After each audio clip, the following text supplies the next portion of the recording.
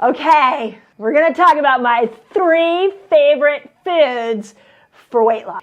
You know, it's interesting because I always think when we approach weight loss, we always go to what do I need to take out first? And that's where all of a sudden all the old patterns show up in our brain. I don't know if you're like me, but I get rebellious when somebody says you can't do that or don't do this. It makes me want to do it more. And so what I want to do on this video is really flip weight loss upside down and approach it from a different angle. What do we need to add in? Because food can help you lose weight. Now, let's go back to the principle I've been teaching all of you, and it's called your metabolic switch.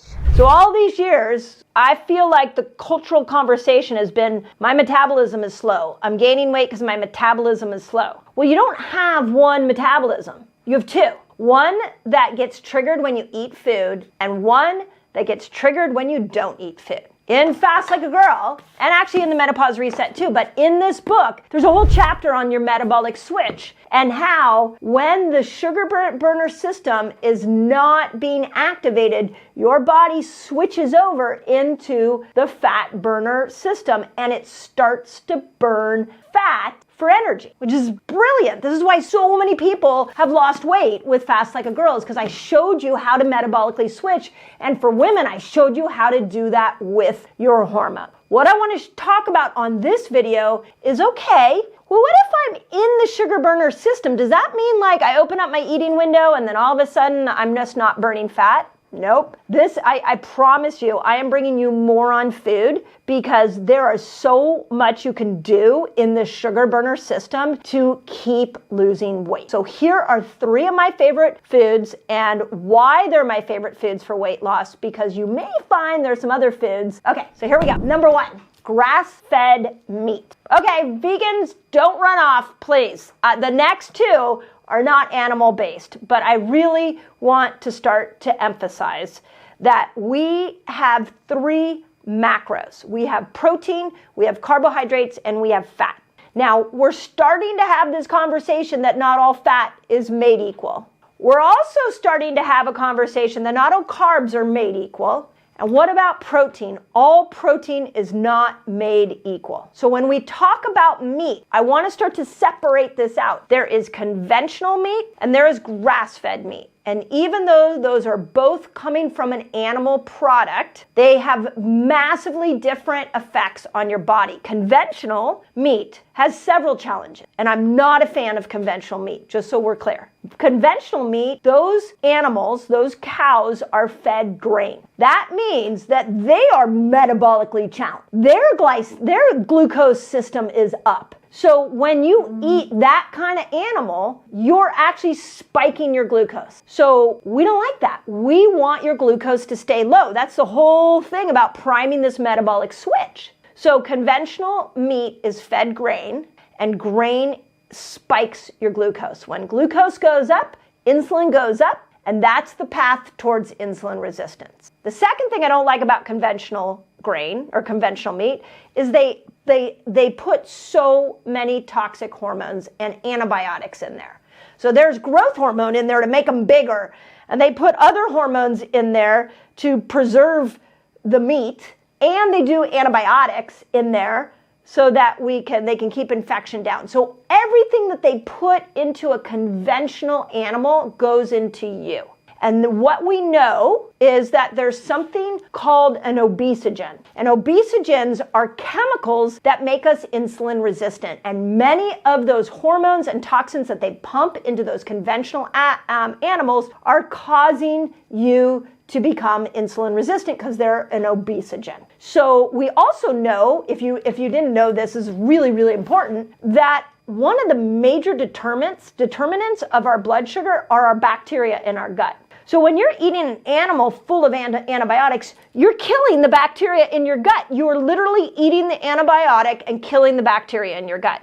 So one grain-fed conventional animal is creating more metabolic challenges. Okay, let's come over to the grass-fed animal. The grass-fed animal has been out on the pasture eating grass. And that grass is increasing what we call an omega-3 fatty acid. Now, this is really important. This concept is really, really important because in our body, we have a need for omega-3, 6, and 9 fatty acids. And we need those to be in balance. When we've been eating a very highly processed flour and sugar diet, high chemicals like most of the Western world, we increase the bad omega-6s. And that throws that whole omega-3, 6, 9 balance off. When the bad omega-6s go up, we call that an inflammatory situation. So for a lot of you, when you tell me you're bloated or you have a lot of belly fat, that's just inflammation. And that inflammation can be coming from too many omega-6s. Now, you may be cleaning up your diet now, but maybe 10 years ago you ate more of a Western standard diet that was high in these processed foods, so your omega-6s are still high. So your need for omega-3s to balance that out and bring inflammation down may be really high. So when we eat foods that are high in omega-3, like grass-fed meat, we start to neutralize or equal out this ratio of omega-3, 6, and 9, and that brings the inflammation down. So there was a really interesting study. Again, I'm going to leave all the links for the studies here. It was a 2022 study that compared this conventional grain animal to the grass-fed beef animal. And they found that the grass-fed beef animal had significantly higher levels of omega-3 fatty acids, and that created a lower inflammatory response in the body. How cool is that? So, okay, well, let's go to the people who are like, wait a second, what about the China study? What about, like, I thought meat was bad for my heart, and I thought meat was harmful for my body. Conventional meat. Absolutely. That is, there's never a day I'm going to tell you that you pump an animal full of toxins and antibiotics and feed them a bunch of grains and that humans win when they eat that. That's crazy making. But a grass-fed animal, a wild animal that's been out on the pasture and eating grass and hasn't been pumped full of all of those nutrients, maybe on a regenerative farm that has rich soil, now you have a nutrient there. So we have to separate that out. This is what I want you to know, is 30 grams of protein is magic per meal. What we know about 30 grams of protein is that when you get that significant amount of protein, it opens up an amino acid receptor site that allows all the other protein you eat for that day to come into the muscle and build the muscle strong. So here, check this out. There was a 2019 study that found that more than 30 grams of protein in a single meal significantly increased the calories people burned for several hours afterwards. So that means you eat a meal that has 30 grams of protein in it, the meal's over, you're still in the sugar burst state, but you're still burning calories. That's cool. So how does that work? Well, we know that protein builds muscle, and we know that people have more muscle are also going to burn more fat. This is why typically we've seen men burn more fat than women, because typically men are more prone to muscle building, primarily because of the hormone testosterone, because they have more of that. But we, as women, can start to really increase our calorie burning, our fat burning. Even though we're in this sugar burner mindset, we can increase it by doing 30 grams of protein. And grass-fed meat is an amazing way to do that. Okay, check this out. I have a free fasting guide for you all. It's free. And it's going to teach you all the basics of fasting. It's going to teach you how to kill hunger when you fast, which is really cool. And it's going to show you how to break your fast, among many other things. All you got to do is click on this link right here and enjoy. Second one, this is my favorite. And those of you who've been following me for a while, what's my favorite food? Sweet potatoes. Okay, they're amazing for so many reasons. For starters, they almost shouldn't be called the sweet potato, because what's really funny is that when you look at a white potato or a russet potato and then you look at a sweet potato, you would think this one tastes sweet, this one doesn't taste sweet, so this one, because it tastes sweet, must raise my glucose more.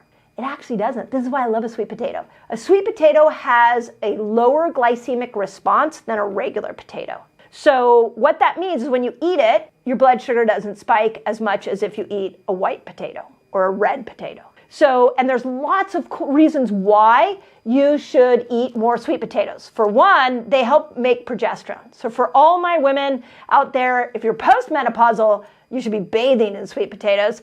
If you are cycling still the week before your period, it's a great opportunity to bring sweet potatoes in to maximize the production of progesterone.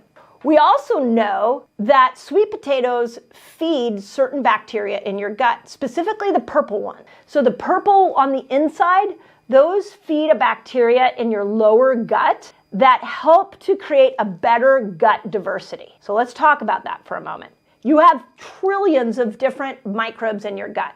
They say that there's thousands of different species. We're still trying to figure all that out. The world of microbes is fairly new.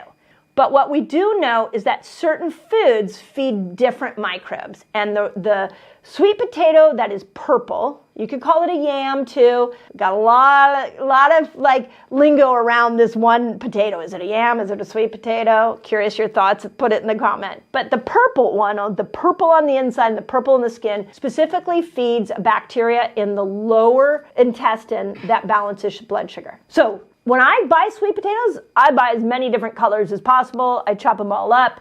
The different colors have different antioxidants in them. They're phenomenal for that. So I especially love sweet potatoes for my postmenopausal women, and I love sweet potatoes for women before they cycle so we can help with progesterone. Okay, third one.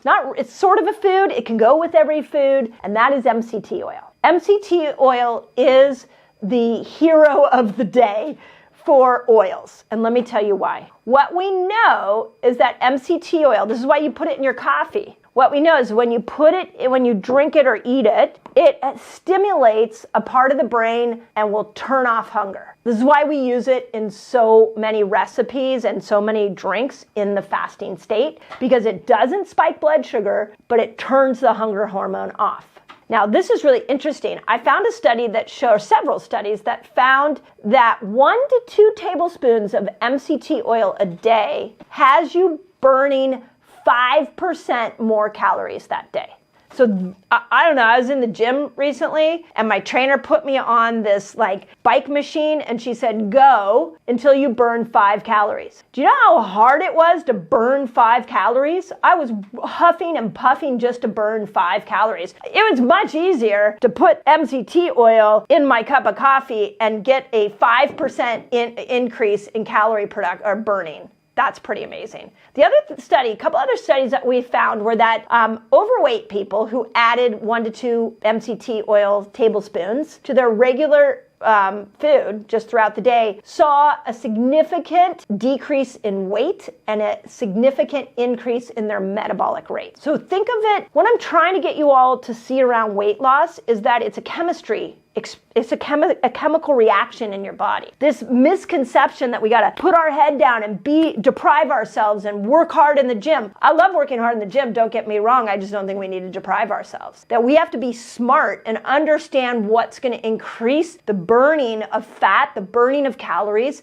How do we time all of that? This is what I'm teaching you here. So MCT oil is so important for that. And those of you that are struggling to get into ketosis, MCT oil can be the lubricator that gets you over there a lot quicker. I also found a really cool study I'll put in there, a 2019 study that showed about the suppression of appetite and how when you drink MCT oil on a regular basis, your appetite goes down. So these are 3 powerful foods. And I want you to really deeply think about this because this is when we're looking at long-term weight releasing results. We have to be smart about it. It's not about more deprivation. It's about being more strategic and with what you're eating and when you're eating. And that is everything I'm trying to teach you. So of these 3 things, put it in the comments. Which one are you not eating that you're like, whoa, I think I should start eating that? I want to know. So put it in the comments. If you have any great recipes amongst these, you can put it in the comments. And as always, I love your stories about weight releasing and how much weight you've lost. So those of you who have lost weight, listening to my videos, reading my books, I want to know. Put in the comments how much weight you've lost because that is my dopamine rush. When I see that I can give you a free resource, I can sit here in my office, I can educate you, you can take this principle, you can go lose weight, and we never even meet each other. That to me is what it means to be a humble servant, and that's why I'm here. So as always, I hope that helps. Okay, you trying to maximize your weight loss? Apple cider vinegar may be the key. Go check out this video where I show you exactly when, how, and why you want to use it for weight loss. Apple cider vinegar changes your microbiome of your gut. This good bacteria is going to help to bring your blood sugar down and make it so that you can switch over into the fat burning state.